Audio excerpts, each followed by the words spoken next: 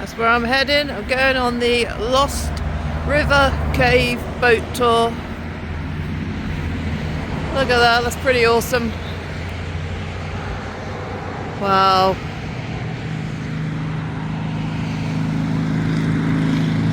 Look at that. How cool. What an entrance. Here we go. So you can do the boat tours, you can walk the trails. There's there is a butterfly house.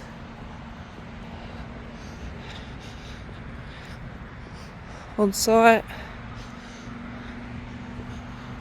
It's pretty cool. Butterfly mural.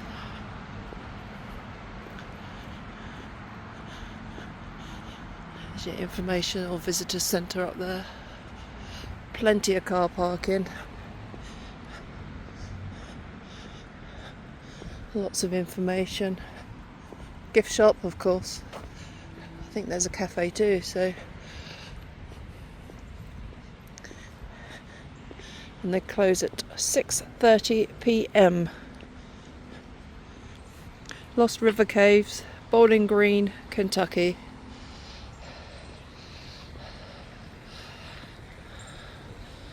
So pretty good. So come along for the tour if you would like. If you wouldn't like, switch off right now.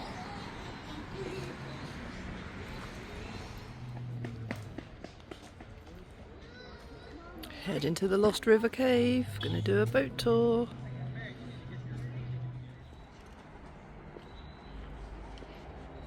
Make cool tree house, wouldn't it? Oh, I think there's a. Is that a zip line? No, I don't think it is. I'm talking rubbish now. But first, hello, Shadow.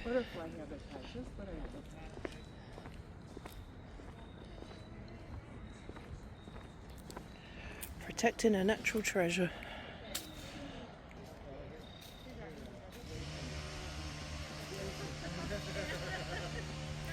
Squirrel! Oh, it's gone. Oh, there he is. Squirrel!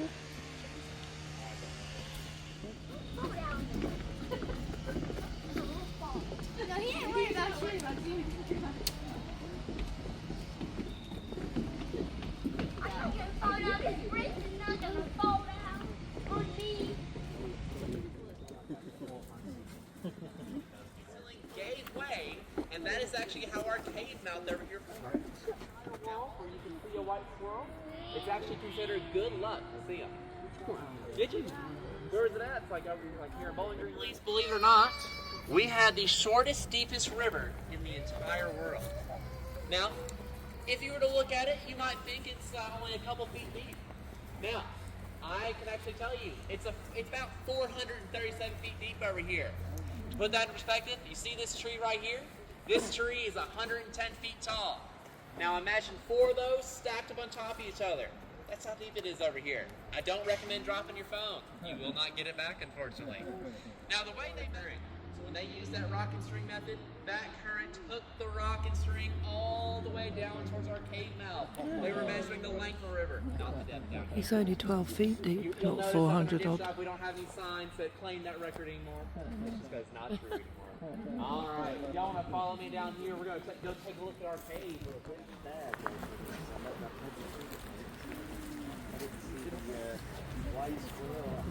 Yeah. Yeah, you didn't have enough luck to avoid them, unfortunately.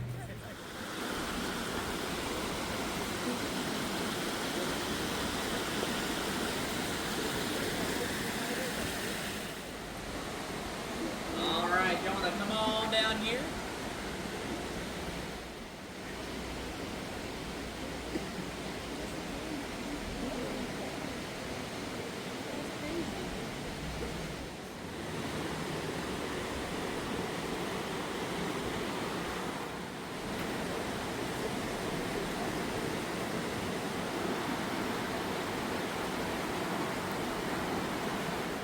exploration straight in the cave. Now, they thought that flood was a once-in-a-lifetime thing. It'll never happen again, all right? It actually kept happening. We have released it from my grave. So you guys celebrate. I promise I've only lost a couple people today. We'll be all right. Once you're good and ready, if you want to come on down here.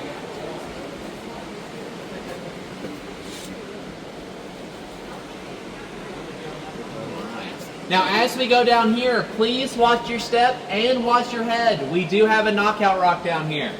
I'll definitely tell you what we call it.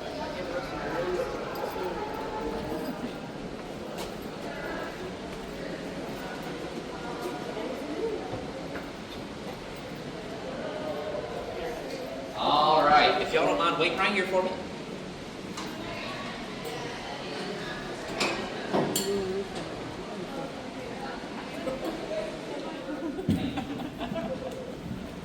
And then the rest of y'all are going to be on the left side. I'm going to go over here around here. Thank you, guys. We're going to go ahead and get started. Now, this first thing we got to go through, this is our first low-hanging rock. We do call it the wishing rock. Unfortunately, it's not because it grants wishes. It's because if you don't duck, you are going to wish you did. So go ahead and start ducking for me, almost like you're tying your shoes. All right. Oh, yeah, it might be a little bit more than tying your shoes. Just a little bit more. Yeah, I heard the waiver. Yeah. Now, don't worry, guys. This part only lasts for about 10 minutes. I'll show 30 seconds.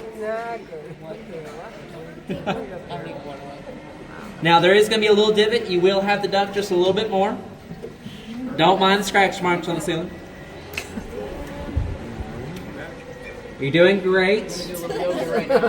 Doing fantastic. We're almost there. All right, I haven't heard any thuds yet. Oh my word.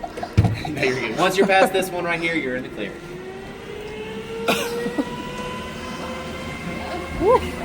All right. Well, that was good exercise.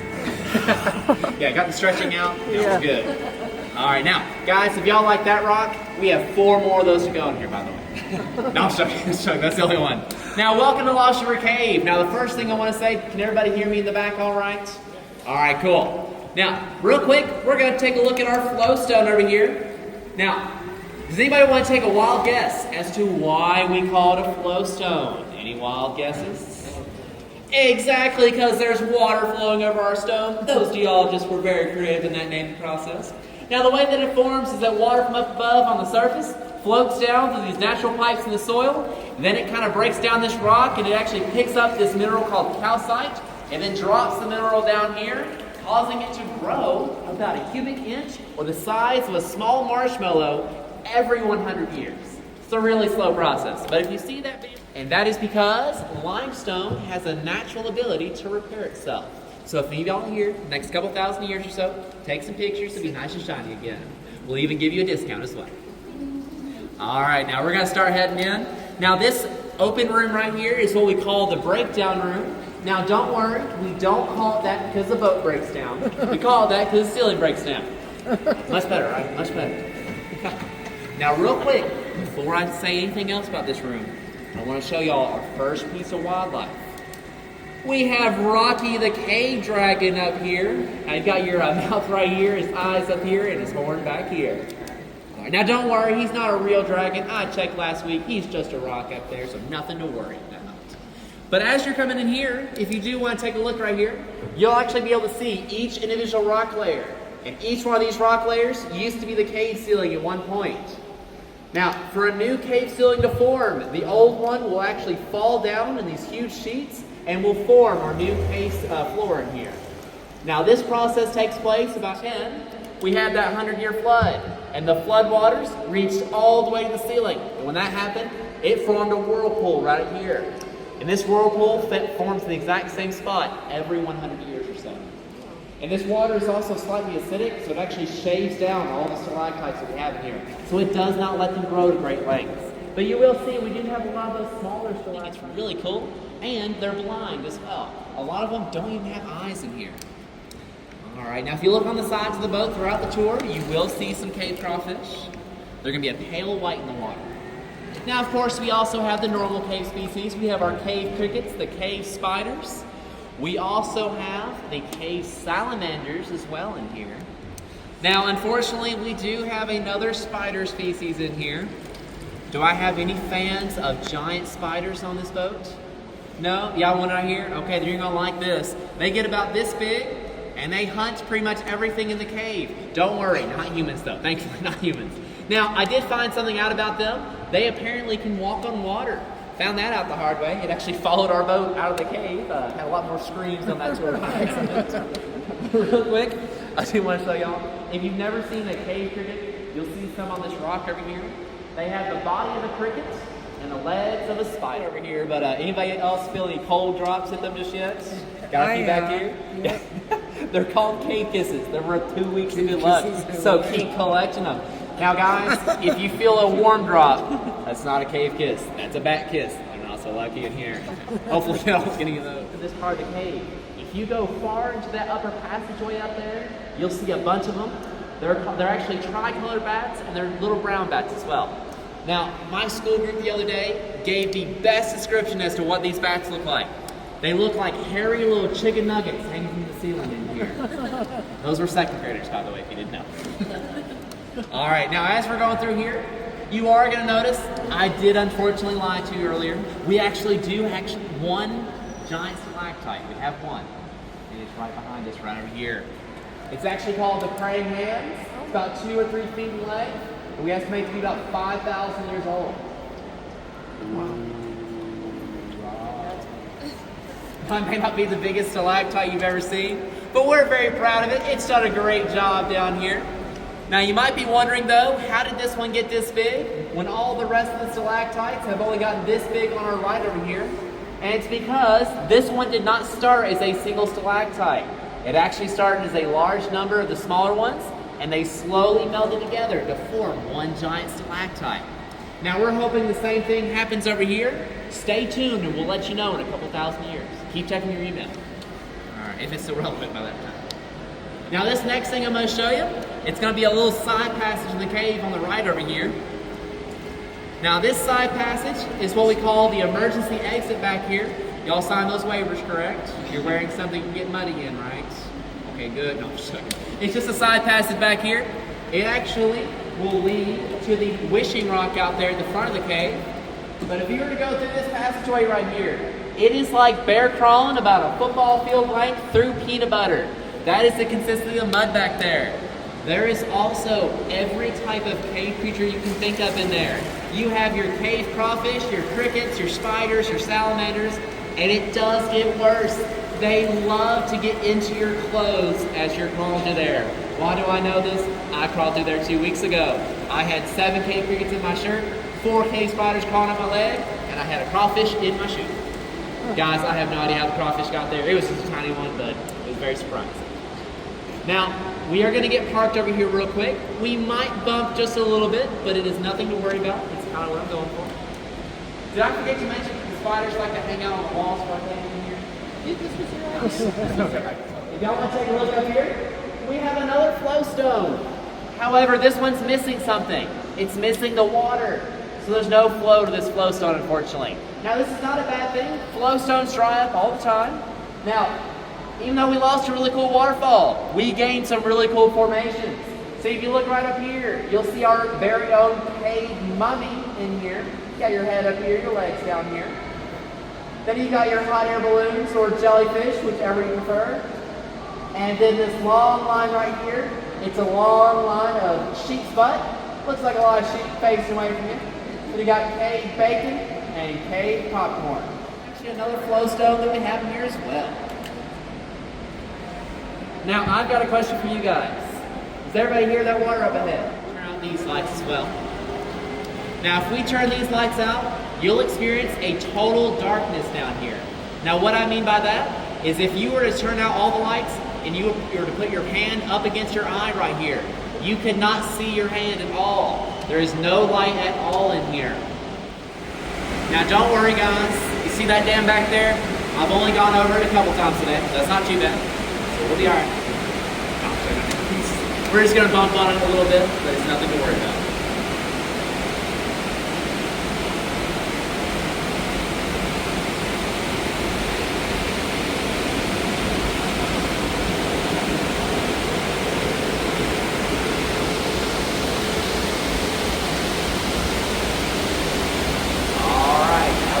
feel that bump here in just a second. Main system goes for another 7 miles. It actually leads to a park called Lincoln Park. About 15 minutes away from here. The water itself actually leads to the Gulf of Mexico after a couple months. Now, if you jump in our river, you will not make it to the Gulf of Mexico. You'll make it probably about 6 miles in. When it gets to the size of a basketball back there. It gets very cramped very quickly back there. Now, y'all see the stalactite right here? Y'all see that water dripping from the stalactite? If we get enough rain down here, this entire rock shelf right here will become a giant waterfall down here. Now it isn't a waterfall.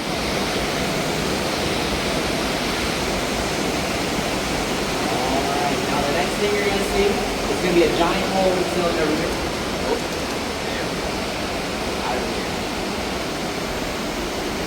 Now you're going to see this hole was man-made.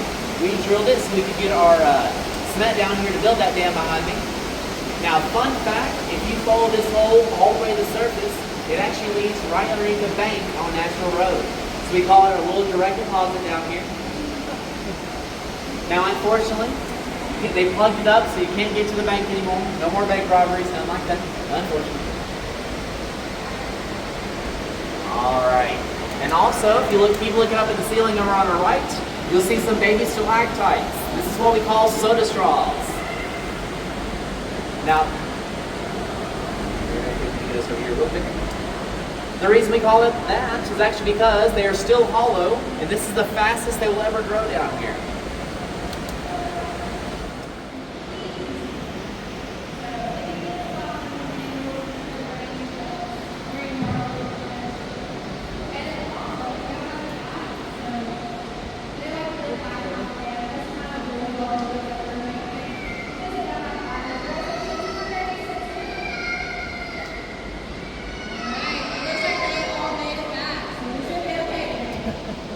Only lost a few back there. Now, as we're heading further back, it is going to be $50. I'm going to be operating paid out. If you have any questions, just hold on to them and we will turn back around after. Alright, would y'all be surprised if I told you it was 5 to 6 feet deep right here? It's actually an optical illusion. It's actually because of the minerals in the water makes our light that we use. It makes it here a lot more shallow than it is. Now, my coworkers neglected to tell me that before I jumped in the water to grab something. I thought it was going to get up to my waist. It got up to my neck, and I was quickly jumping back on the boat. I can attest, it is 49 degrees. All right. Now the Native Americans would go up here because there's actually a chert deposit. Chert is a type of mineral that's really good for making blades and tools and things like that. So they would go up here to prepare for the hunt the next day. Now the Civil War soldiers would take their candles and their lanterns, and they would actually burn their initials in the ceiling up here. And we call this smoke writing. All right, now we actually had a third group use this upper passageway. You see that handrail right in front of us? The Perkins family, the people who toured. Now, if you don't know who Jesse James was, he was a famous outlaw here in the U.S. He robbed a lot of banks, but he also liked to hide out in caves. And they used to think our cave was one of those caves. Now, to be honest, nowadays, we don't think Jesse James ever hid out in our cave. But Mr. Perkins sure did, and he would take his guests up here for 10 cents. He would take you to see things like the man who turned to stone, the guns that apparently Jesse James had left behind, and for an extra nickel, he would let you drink from the same fountain over here that apparently Jesse James had also drank from, and he would promise you all the luck that Jesse James had back in the day, which was probably not a lot. He did not live for very long, unfortunately. Now, I'm going to give y'all the same opportunity. Now, we'll have to adjust for it. All right, now if y'all want to look to the right first, I'm going to show y'all that real quick. Now, like I said, this pathway looks very misleading because I know it looks like a wide entrance. I promise you it's not a wide entrance. You go 10 more feet, you will be bear crawling through peanut butter. And you will come into contact with all the wildlife that we have in this cave. Now, if you look on the left side, behind the flowstone, you'll see the stairway that leads up to the upper passageway. Now, I know they look like stairs. They do not act like stairs. They actually act like a bad slip and slide through there. It's like if you ever try to crawl up the wrong side of the slide at recess. That's kind of what it's like trying to get up there real quick. All right. Now, do I have any final questions before we start heading out? The footprints, good question. We actually have a lot of possums and raccoons that come in here. Some of the only creatures in here that'll actually eat the crawfish. They actually keep the crawfish in control down here, thankfully. Has anybody on this boat ever tried to catch a crawfish in a creek before? Anybody got a few? They usually run away from you, right? These don't. They're actually aggressive. They'll actually go after you a little bit. That was another thing that my coworkers neglected to tell me before I got in the water. It's kind of weird. They're actually blind as well, so they actually, when they stick their pinchers out, they actually don't know what they're going for, so they just kind of stick them out, hoping they get something sometimes. It's kind of funny. All right, now, we're going to start heading out. If y'all want to go ahead and start on the dock to let y'all off, that would be great. All right, looks like I didn't lose anybody on this tour. That's a new record for me today. All right. All right, come down. Not a problem. Not a problem. Thank you, guys. I was thinking, damn, I'm not recording. So Flo nearly lost her head in that really low hanging bit that we go under. She sort of decided she wanted to see something and went to sit up. Didn't you, Flo? Oh yeah. Yeah. Fun part though. How cool.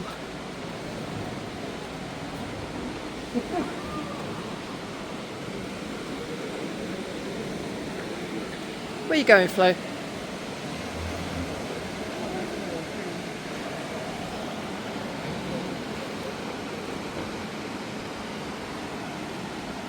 Cool boat tour, funny guy doing it. Really interesting down there. I don't know how much is going to come out on the video because it is really dark. A few lights.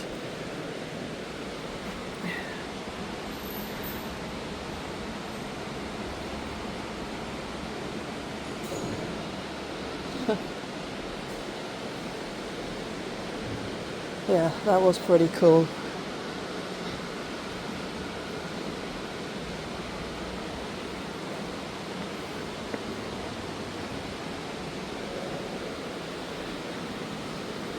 The Lost River Caves, $28 and a little bit of tax. Well worth it, I'd say. Kind of enjoyed that. I think it helps with your tour guide, doesn't it? If they're quite funny and informative, then it's pretty good. And it was. So you can do river walks, cave tours. There's a scarecrow walk, which I'm hoping it's the light holds out because wait for Flo and then we're going to go and do that. Can you read that? It's pretty worn. Morgan's Raiders, John Hunt Morgan. But yeah, it's a pretty good place. You pay for the riverboat tour, obviously, but you know, it's worth it. And then you can tip them by scanning the code. It's actually really beautiful. It is beautiful. The camera to walk through this. It is beautiful. It's nature, isn't it? It's always beautiful. Although, the guy that just did our tour, Fletcher, kept talking about spiders that walk on water that are big as your hand. So I actually threatened to throw him in. Spiders, no thank you. That's beautiful.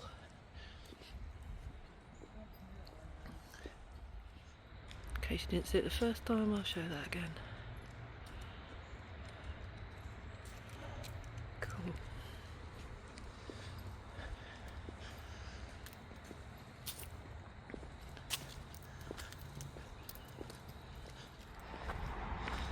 Oh, there's trails all around you can go. This is a hiker's paradise, really.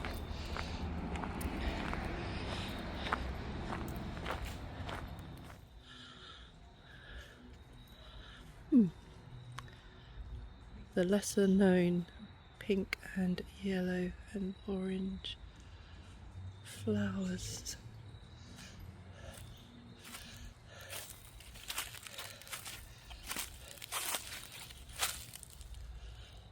Oh, paper flags. Don't see them growing too many places, do you?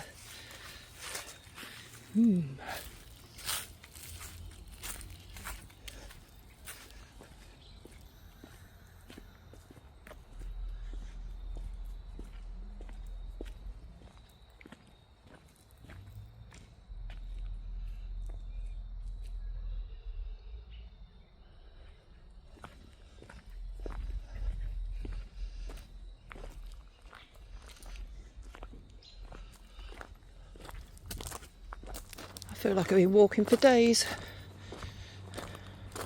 I haven't, it's been about 3 minutes.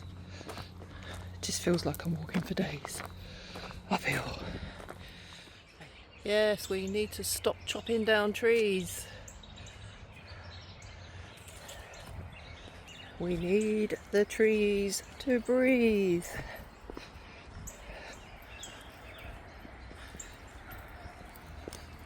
Awesome. I think we're heading back to where we should be, in the parking lot. Or maybe not. I don't know. I remember, isn't there a shop? Go in, Flo, and check it out. Go on. I'm gonna be brave. I'm an explorer. I wonder if there's animals in there. Probably animals in there, big spiders that walk on water, you know, that type of thing. Off you go, though. Oh dear. On the go with Flo has lost the plot.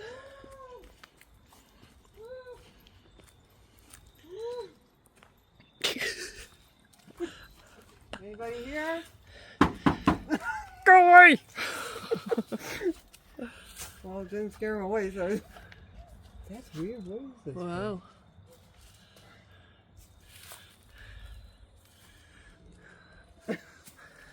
If noise doesn't scare him out, nothing will. As somebody says boo. Yeah. Crazy. Cool.